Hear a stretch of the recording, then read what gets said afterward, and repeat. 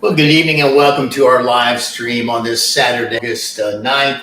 Glad that you've connected with us. If you would, just open up your Bibles to 1 Samuel chapter 19. Last week, we turned to this chapter for the first portion of this message entitled Staying True to the Role, referring to our role as second fiddle servants. And of course, tonight we continue with the last portion. There are countless numbers of distractions surrounding us, each aimed at diverting our attention from our role of second fiddle servanthood. And I shared a few of the more common yet crippling distractions last weekend, which included a sense of entitlement, a belief in one's excellence, and a boost to one's ego. Again, all of that was covered last weekend. Now, as I mentioned, there are but a few of the more common distractions. The enemy is constantly at work, disguising his efforts to derail your efforts to stay true to the Lord, as well as staying true to your second fiddle role. Now, why is that? Well, mainly because harmony and a cooperative spirit prevents worldliness from taking root, whether it be in an individual's heart or in a church, in the society, business school, and the list goes on and on. Just think of all of the turmoil that's taking place in Washington, D.C. Nothing new. It's been happening for quite a while. The enemy at work. When the prevailing spirit within any organization or environment is bent toward second fiddle servanthood, they are more apt, that entity, to excel, grow, and improve their influence. And isn't that what really would be beneficial for that in every church in America? And that's just a rhetorical question.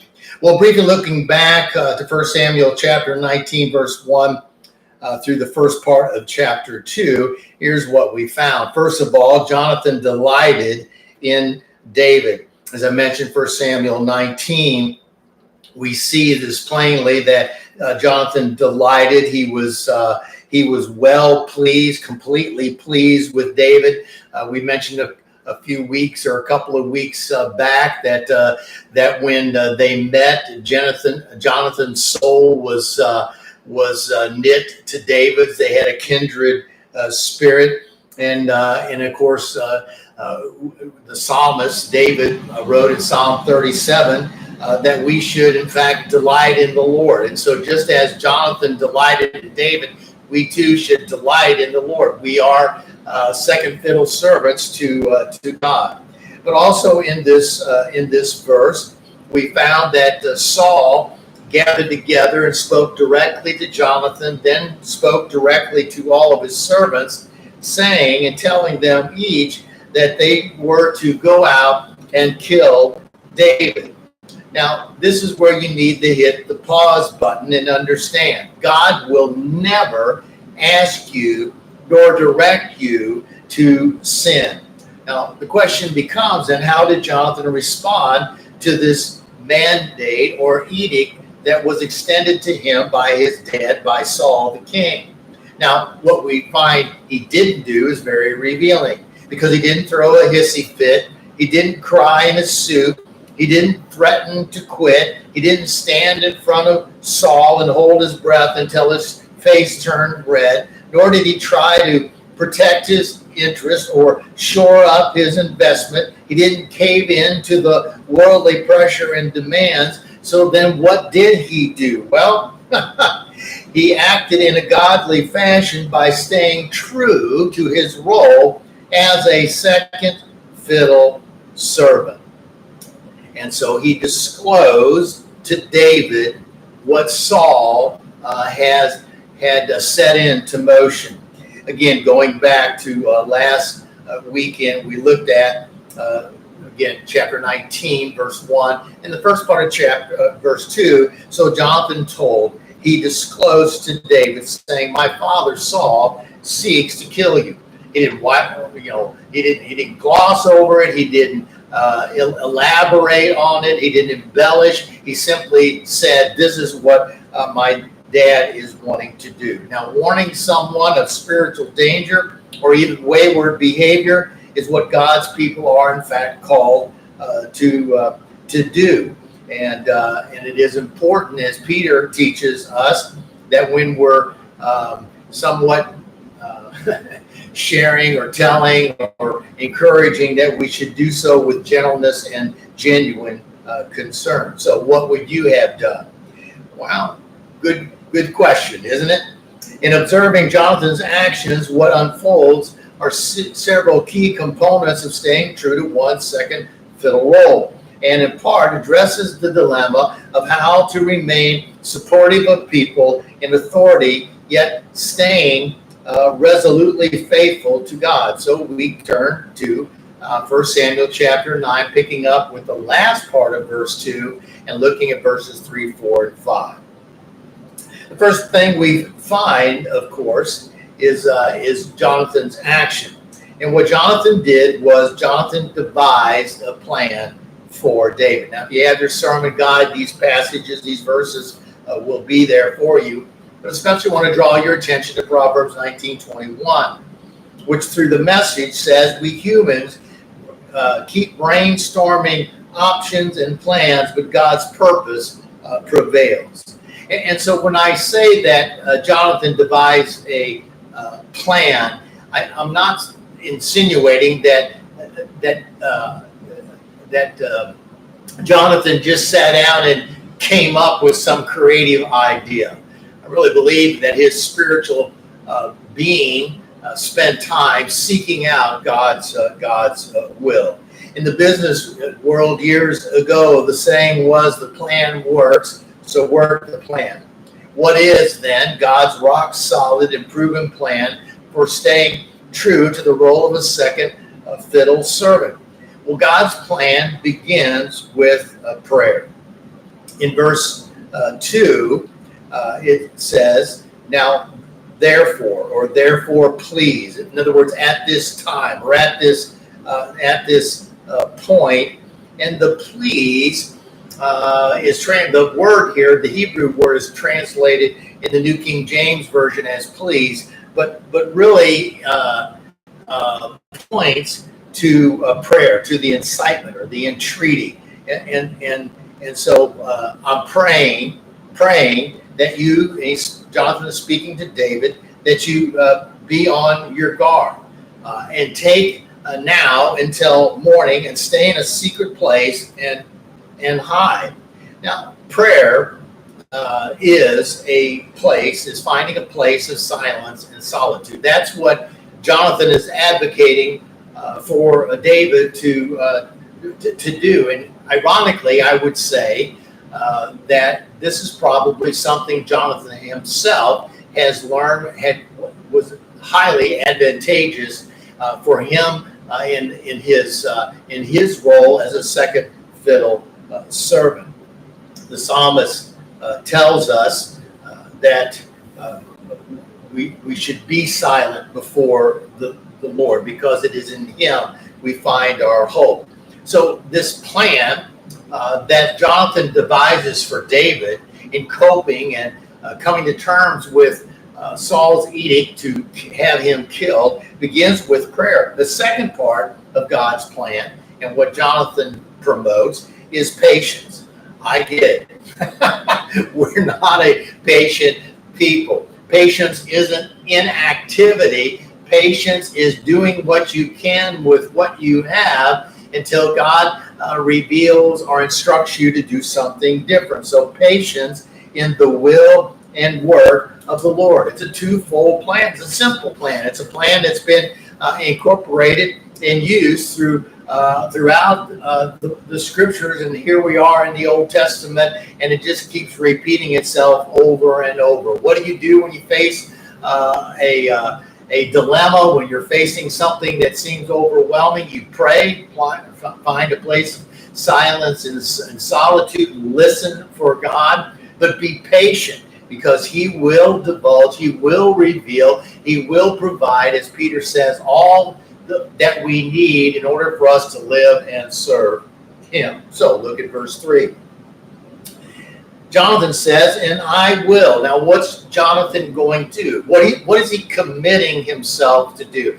What's he pledging to do on behalf of David? And Jonathan says, I'll go out. I'll go out and stand.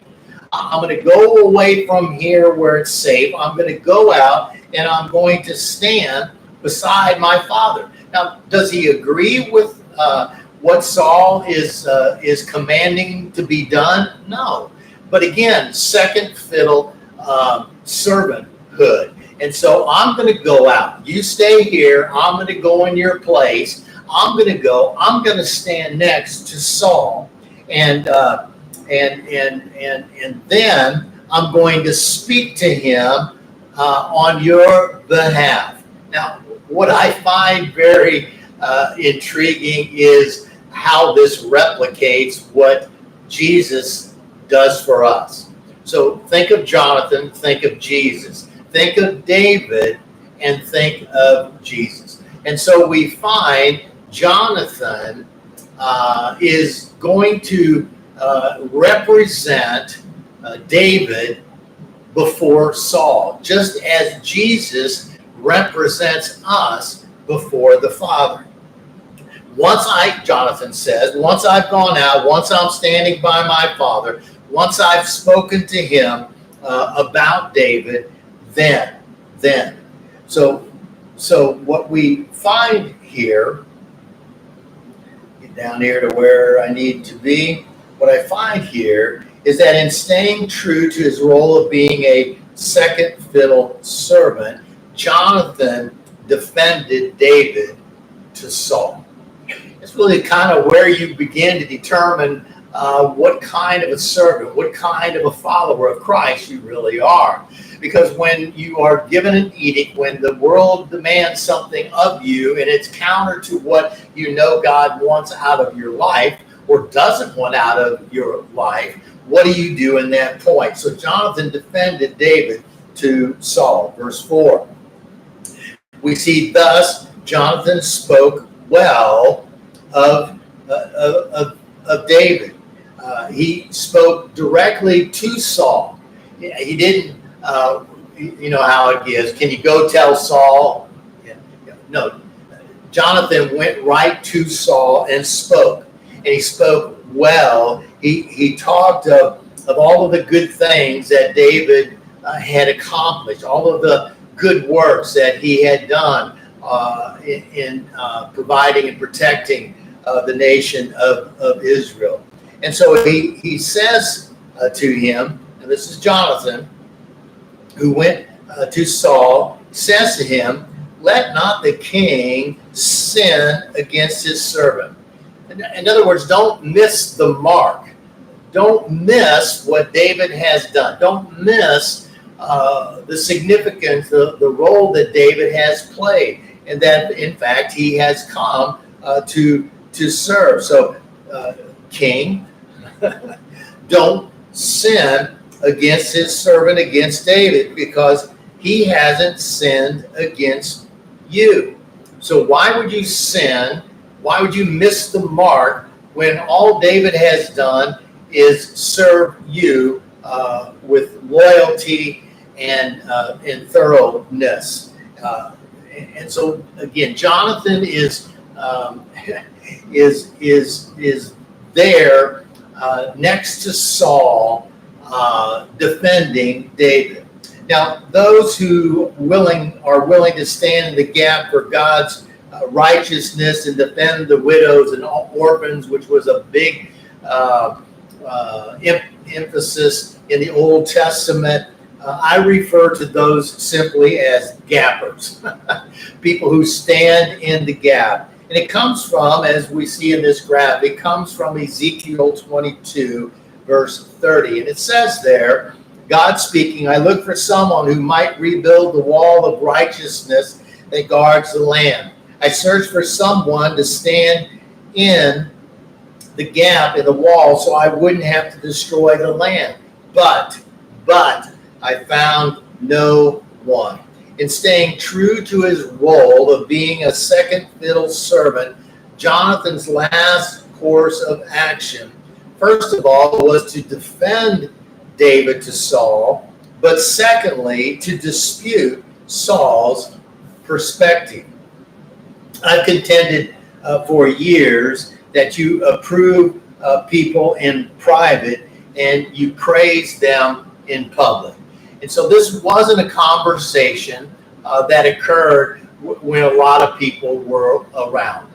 Jonathan wasn't trying to make Saul look bad or dumb. He wasn't trying to create chaos or conflict, but he took this dispute, this disagreement to his dad, the king, privately, which is exactly what Jesus teaches in Matthew 18:15. Whenever a follower sins against you, go to them privately, work things out. And so that's what Jonathan has done. Again, you you reprove in private, you praise in public.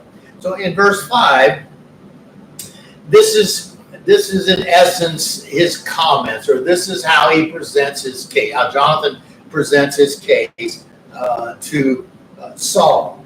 For he, referring to David, so he's continuing what he had begun in verse 4, and he's continuing it for, and so this is the reason for he took his life in his hands and killed the Philistine. He points out what David had done when no one else would step up. And you remember the story about how David came into the camp of the Israelites. Goliath was on the other hillside, chastising the Israelites, trying to prod them to come out. And all of the army, including Saul, were hiding in their tents. And David ultimately comes to Saul and says, look, I'll go up against Goliath. After all, who is this Philistine?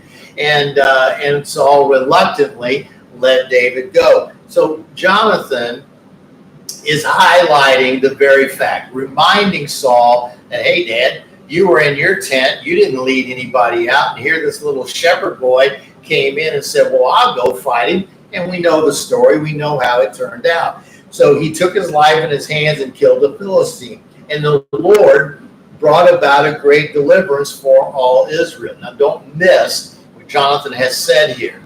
Because when David slew Goliath, David didn't look for honor or glory. All of the honor and glory went to God. God delivered the Israelites. And David was very careful about,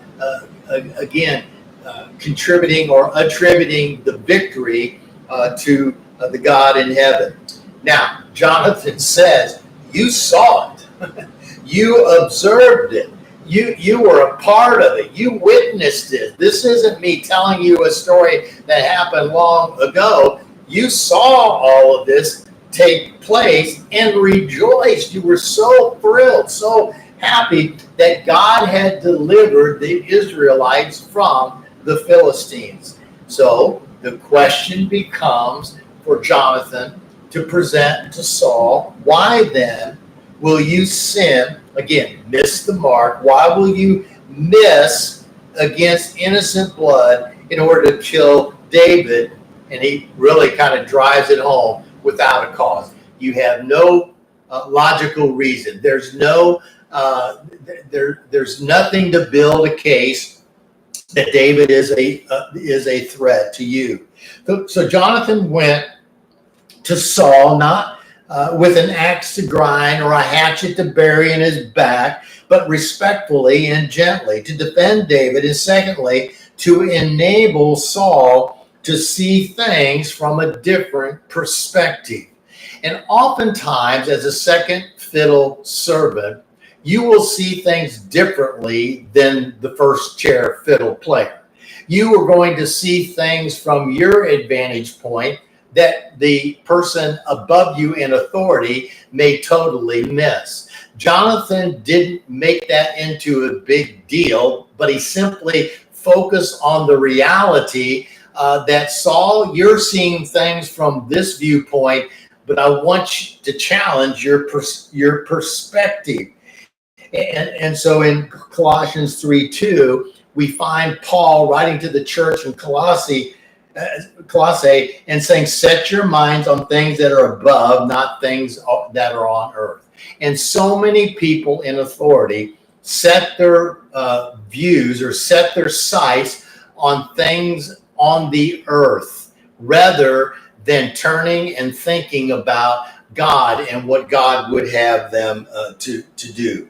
You always catch more flies with honey than you do with vinegar. So how true are you to your role of second fiddle servant?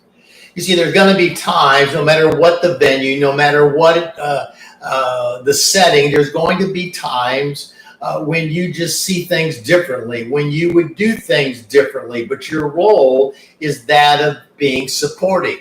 And even when you are in that supportive role, you still have to be careful that you're not doing something that would be in opposition to God's will, that would circumvent your obedience of what you know to be God's truth and teaching. So what do you do?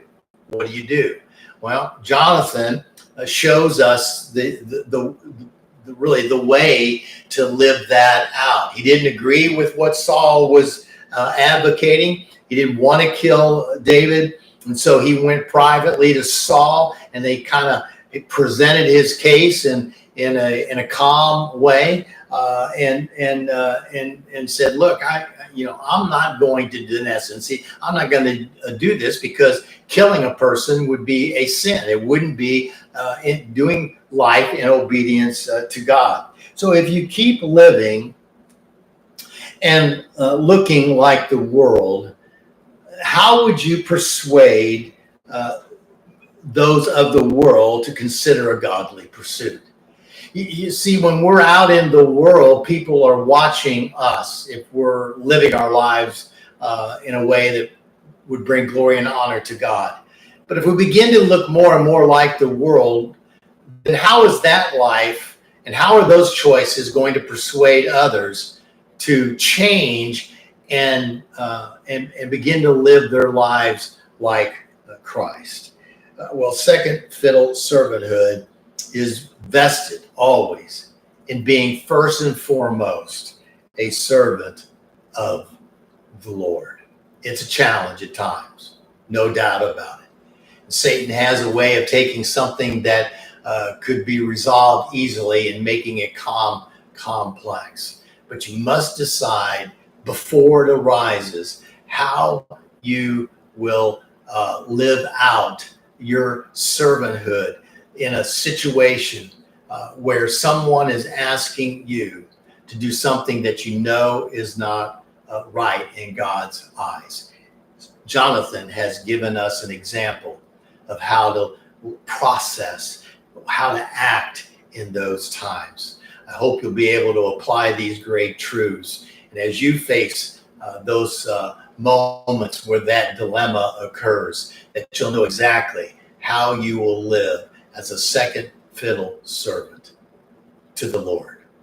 Well, my wife has a special birthday coming up Monday, and we're going to be taking a few days off, so it'll be a couple of weeks before I get back. But we'll be back and continue this series at that point. Until then, God bless you.